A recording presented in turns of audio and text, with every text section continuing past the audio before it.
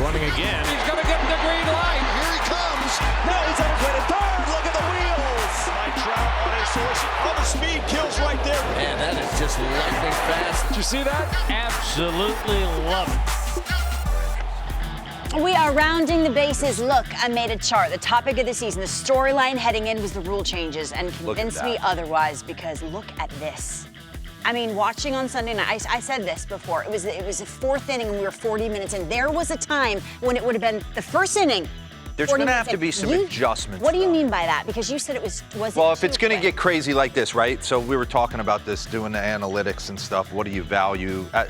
Everybody wants numbers, but they want to be able to digest them. These are, I mean, archaic, digestible numbers. Everybody's stealing. The success rate is 83.3. Newsflash, we're going.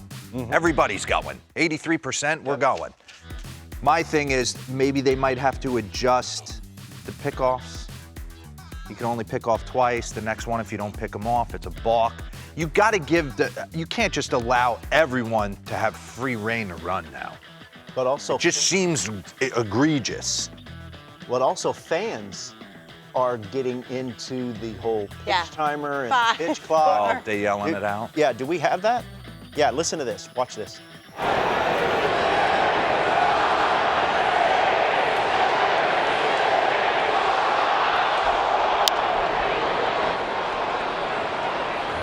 Hey, first of all, fans in the Pacific Northwest, underrated. They are passionate about just about every sport that they watch. But Scott Service talked about that game. He said our fans had an impact in that game against the Guardians. I always feel like, you know, you hear me say this all the time, once a player, always a player. So until being back in the dugout with those guys and listening to them discuss it, whether they like it or not, they were in on it.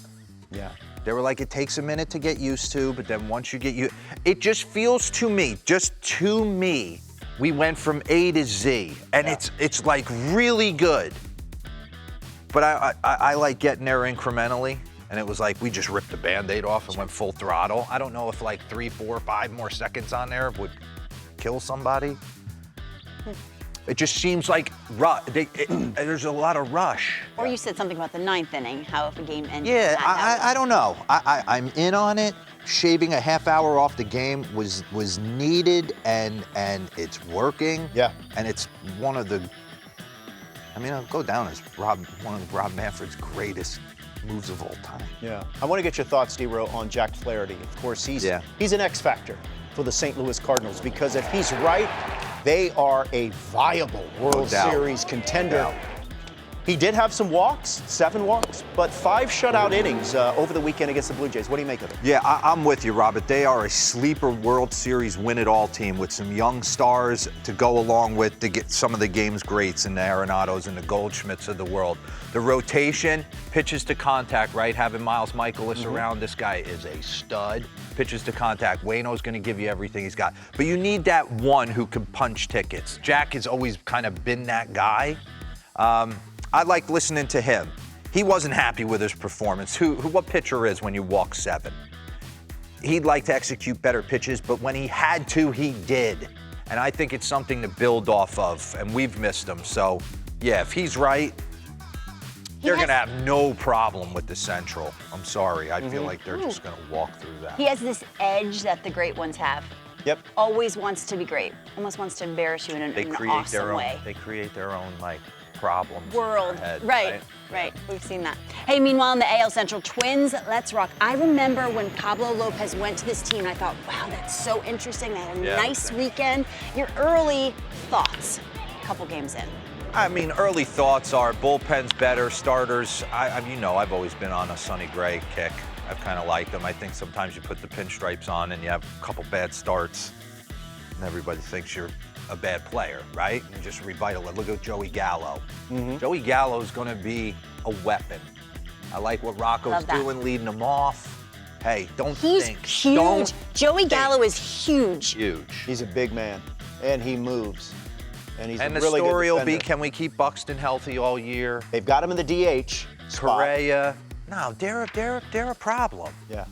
I love that. That's why the White Sox, for me, it's an interesting tale, because if they don't watch themselves, like, can Pedro Grifol come in and change the culture? Because it was lost last year. Yeah. So can he get talented players to buy in, change that culture? If he can, they'll be a viable option. If not, they'll get put in a rearview mirror quick by the Guardians. No, it's like a And triple Twins. threat match. You got the Guardians, you've got the White Sox, and you got the Twins. I think those three teams are going to be battling it out all season long. Mookie Betts played a little infield, second base on Sunday. Dero, you got a big smile on your face because I know you got an up-close look at him, you know, preparing for this. He knew that this was coming. All right, so on our first Zoom call talking about the roster originally, Mookie Betts was being pitched to me as a second baseman, and I couldn't wrap my head around that. I was like, man, I Came up as an infielder. Yes. But he's good at everything in life. Pedroia moved him to the outfield. The whole we know the story. I just said to myself, wow, that's a big ask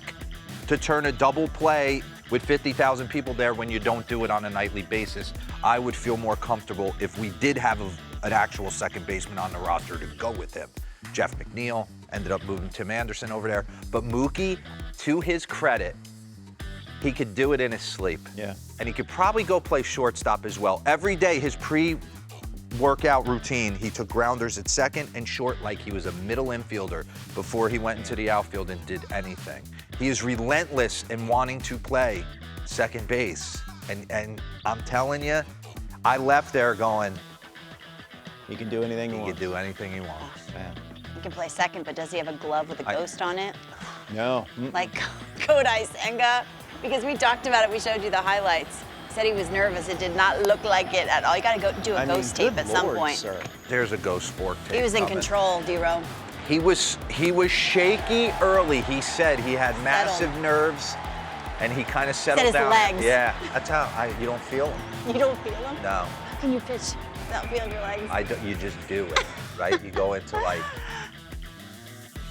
the crone zone, Crone zone. and you just do it. Yeah, no.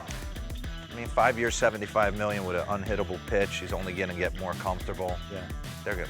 And they need him. Mets will be You know, fine. Justin Verlander is going to be on the injured list for a little bit. Yeah. So definitely a good start for Kodai Senga oh, and the New York McGill. Mets.